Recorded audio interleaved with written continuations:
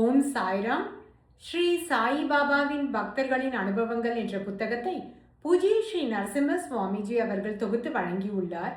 அதிலிருந்து தத்தாத்ரேய விட்டல் வைத்தியா அப்படிங்கிறவர் நரசிம்ம சுவாமிஜி கிட்ட 1936ஆம் ஆண்டு செப்டம்பர் மாதம் அளித்த பேட்டியோட விவரத்தை பார்க்க போறோம். இவர் ஒரு காயஸ்த பிரபு குடும்பத்தை சேர்ந்தவர்.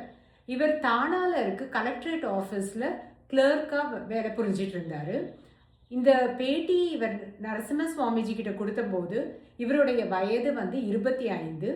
இவர் தன்னுடைய தந்தைக்கு நேர்ந்த அனுபவங்களையும் இங்கே பகிர்ந்து கொள்கிறார். இவங்க தந்தையாரோட பெயர் விட்டல் என் வைத்தியா.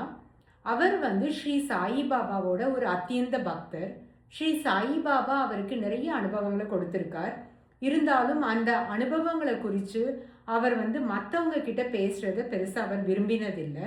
அதனால அந்த அனுபவங்களை அவர் பகிர்ந்து கொண்டதில்லை அப்படிங்கிறாரு.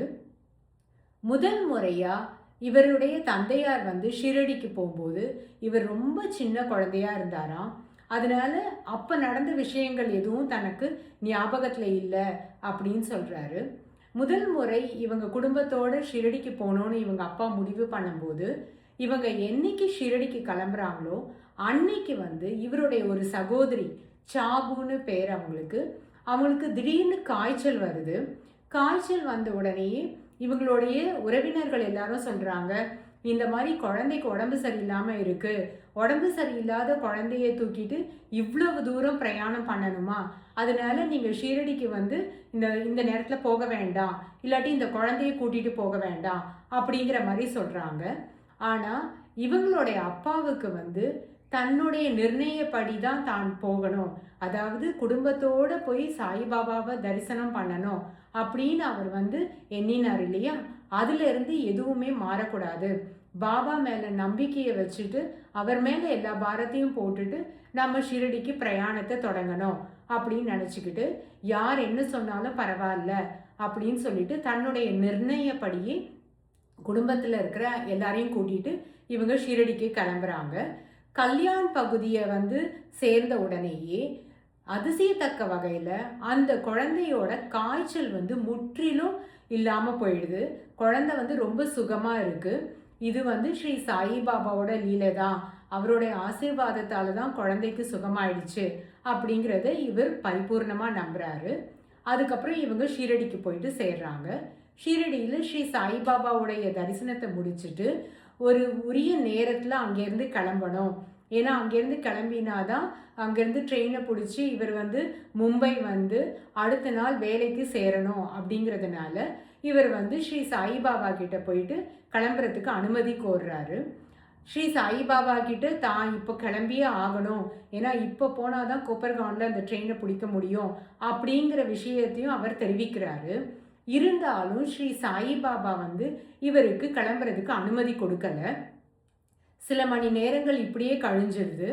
அதுக்கப்புறம் ஒரு கிட்டத்தட்ட 4 மணி நேரம் கழிச்சு, அதாவது இவர் நிர்ணயித்த நேரத்திலிருந்து 4 மணி நேரம் கழிச்சு ஸ்ரீ சாயிபாபா சொல்கிறாரு, இப்போ நீ கிளம்பலாம், போ கோப்பர்கானுக்கு அப்படின்னு சொல்கிறாரு.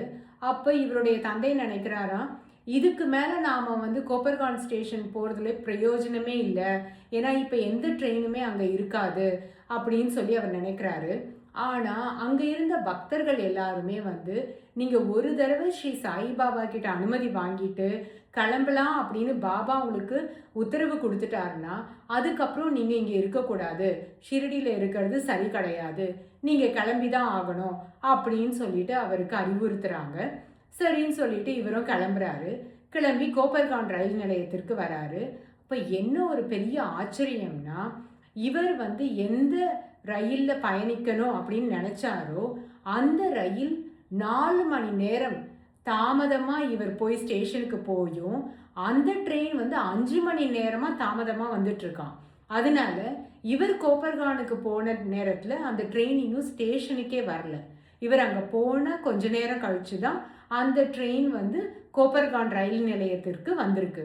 அதுக்கப்புறம் இவங்க எல்லாம் அந்த ட்ரெயின்லேயே பயணம் செஞ்சு மும்பைக்கு சரியான நேரத்தில் போய் சேர்ந்து அடுத்த நாள் இவருடைய வேலைக்கும் இவருக்கு போக முடிஞ்சுது அப்படிங்கிறாரு.